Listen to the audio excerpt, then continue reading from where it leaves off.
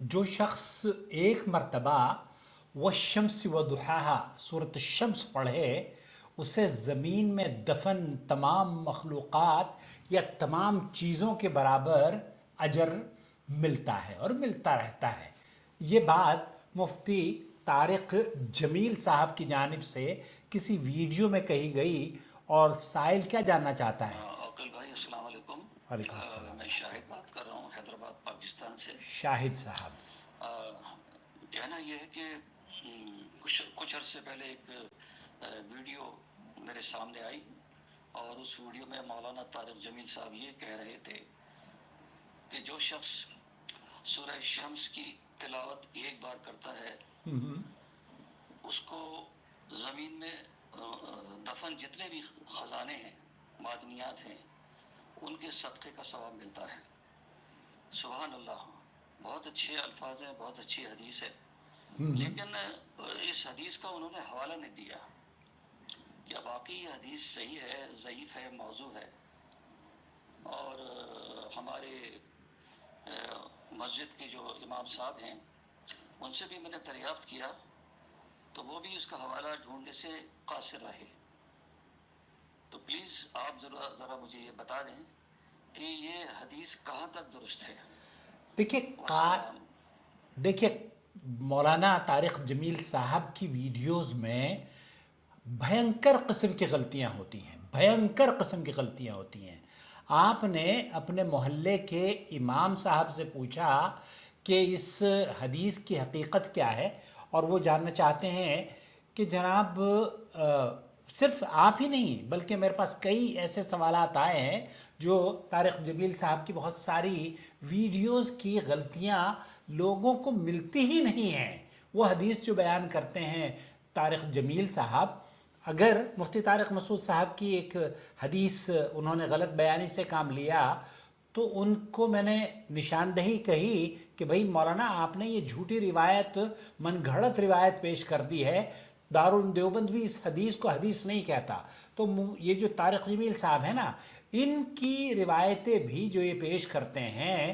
وہ احادیث کی کتب میں آپ کے مولوی کو تو کیا، پورے دیوبندی یا تبلیغی جماعت کے مولوی مل کر بھی اگر تلاش کریں تو شاید انہیں بھی نہ ملے۔ بالکل صحیح کہہ رہا ہوں، شاید کیا بلکہ 100% اس بات کا میں دعویٰ کرتا ہوں۔ اور یہی وجہ ہے آج سے 20-25 سال پہلے میں نے ایک عنوان کے تحت شیخ توصیف الرحمن راشدی کی تقریر کروائی تھی جدہ میں، جو ہم نے جدہ دعوت سینٹر حی السلامہ کے تعاون سے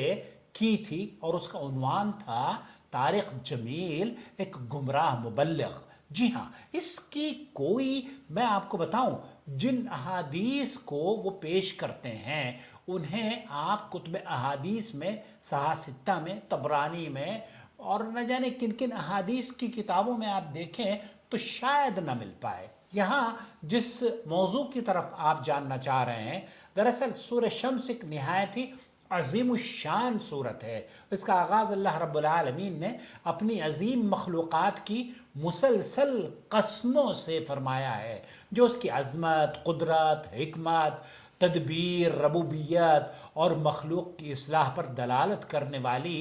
روشن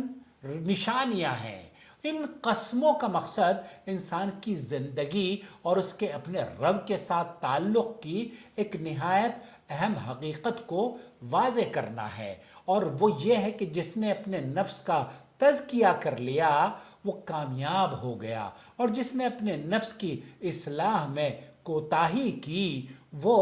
گمراہی اور خسارے میں ہو گیا۔ علامہ عبد الرحمن ناصر السعدی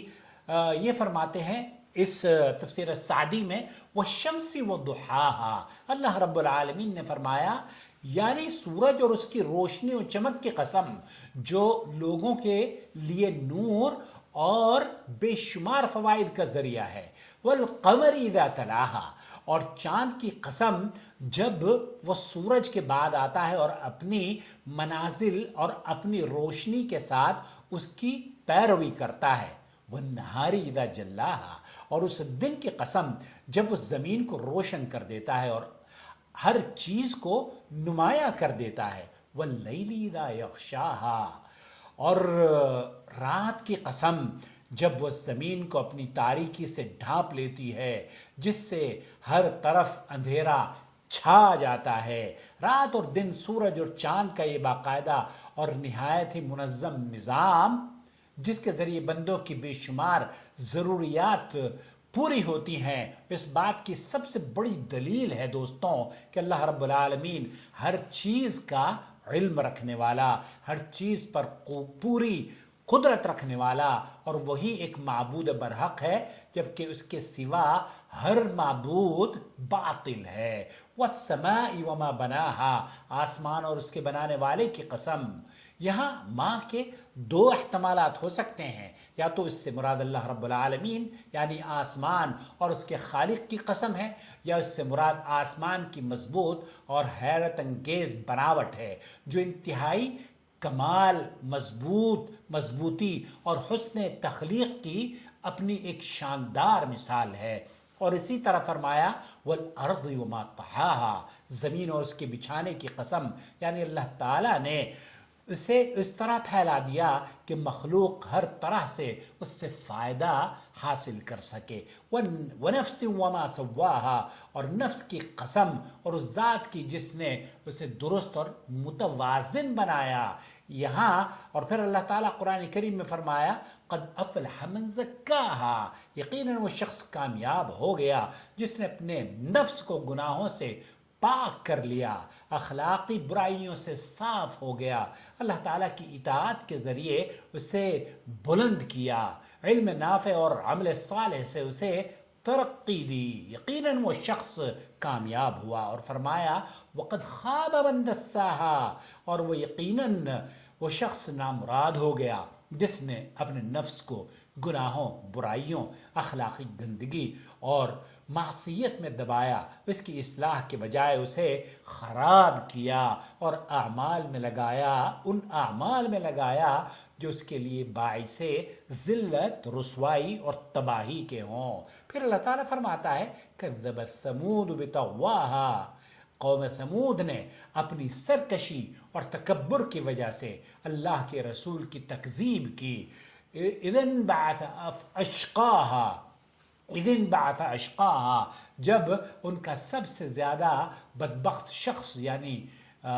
قدار بن سالف اونٹنی کو ذبح کرنے کے لیے اٹھا. قوم نے اسی کو یہ کام سونپا تھا اور اس نے ان کے حکم کی تعمیل بھی کی. اس وقت اللہ کے رسول صلی اللہ علیہ وسلم حضرت صالح علیہ السلام نے انہیں خبردار کرتے ہوئے فرمایا ناقۃ اللہ وسقیاہا، اللہ کی اونٹنی سے چھیڑ چھاڑ نہ کرنا اور اس کے پانی پینے کے مقررہ حق میں رکاوٹ نہ ڈالنا، اور یہ اونٹنی تمہارے لیے اللہ کی ایک عظیم نشانی ہے، اس لیے اس پر ظلم نہ کرنا. لیکن انہوں نے حضرت صالح علیہ السلام کی تکذیب کی اور آخر کار اونٹنی کو قتل کر دیا. پھر اللہ تعالیٰ نے فرمایا فَدَمْدَمَ عَلَيْهِمْ رَبُّهُمْ بِذَنْبِهِمْ فَسَوَّاهَا، یعنی ان کے رب نے ان کے گناہ کے سبب ان سب پر ایسا عذاب نازل کیا جس نے سب کو تباہ و برباد کر دیا، چیخ اور نیچے سے زلزلہ بھیج دیا، یہاں تک کہ وہ سب اپنے گھٹنوں کے بل مردہ ہو کر گر پڑے. اللہ تعالیٰ نے سزا میں سب کو برابر کر دیا، کوئی بھی عذاب سے نہ بچ سکا. آخر میں اللہ تعالیٰ نے فرمایا وَلَا يَخَافُ عُقْبَاهَا، یعنی اللہ تعالیٰ کو اپنے فیصلے کے کسی انجام کا کوئی خوف نہیں، اور ایسا کیوں نہ ہو جبکہ وہ ہر چیز پر غالب، کوئی مخلوق اس کی قدرت اور تصرف سے باہر نہیں، اور وہ اپنے ہر فیصلے اور ہر شریعت میں کامل حکمت والا ہے. یہ تفسیر السعدی میں آپ کی خدمت میں دیکھیے والشمس وضحاها، سورہ شمس بڑی عظیم سورت ہے، لیکن کسی بھی حدیث کی کتاب میں یہ بات نقل نہیں ہے، بلکہ آپ کے مولوی صاحب کو تو کیا دارالعلوم دیوبند کو بھی نہیں مل پائے گی، اور اگر دارالعلوم دیوبند سے پوچھے جائے تو وہ بھی یہی کہیں گے کہ یہ ہمارا مولوی جھوٹی روایت اور جھوٹی حدیث بیان کر رہا ہے. بہرحال اس روایت کو حدیث نبوی کہہ کر بیان کرنا یہ صرف طارق جمیل ہی، یہ گمراہ مبلغ ہی کر سکتے ہیں. اس سے حدیث نبوی کہہ کر لوگوں کو عام کرنا درست نہیں ہے جب تک اس کا معتبر حوالہ پیش اور سند پیش نہ کی جائے۔ اگر کوئی اس روایت کو بیان کرے تو اس پر لازم ہے کہ اس کا ماخذ بھی بتائے اور اس کی صحت بھی واضح کرے۔ فضائل اعمال کے نام پر ایسی روایات بغیر تحقیق تبلیغی جماعت کے فضائل اعمال میں بھری پڑی ہیں، کیونکہ رسول اکرم صلی اللہ علیہ وسلم کی طرف انہوں نے بہت ایسی باتیں منسوب کی ہیں الامان والحفیظ۔ تو بھائی اللہ کے رسول صلی اللہ علیہ وسلم نے فرمایا ہے کہ من کذب علیہ متعمدن، جو نبی کریم صلی اللہ علیہ وسلم پر جھوٹی حدیث گھڑتا ہے وہ اپنا ٹھکانہ جہنم میں بنا لے۔ اللہ سے دعا ہے کہ اللہ تعالیٰ طارق جمیل صاحب کو مرنے سے پہلے توبہ کی توفیق بخشے، اور تبلیغی جماعت والوں کو بھی اللہ رب العالمین آپ لوگوں کو بھی اس ویڈیو سے ہدایت مل جائے۔ اور نو ٹی وی چینل، چونکہ میں تبلیغی جماعت میں 10 سال رہا ہوں اور اللہ کا شکر ہے میں نے توبہ کر کے، اور بہت سارے لوگوں کو الحمدللہ ہم نے توبہ کرائی بھی ہے، بلکہ میں ابھی آپ کی خدمت میں دلی سے یہ ریکارڈ کر رہا ہوں، آپ کی خدمت میں پیش کروں گا کہ میں شیخ معراج ربانی کے ساتھ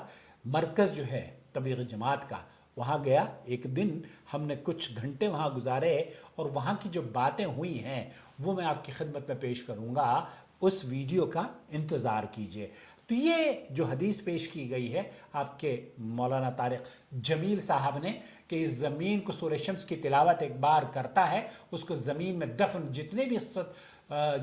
بھی خزانے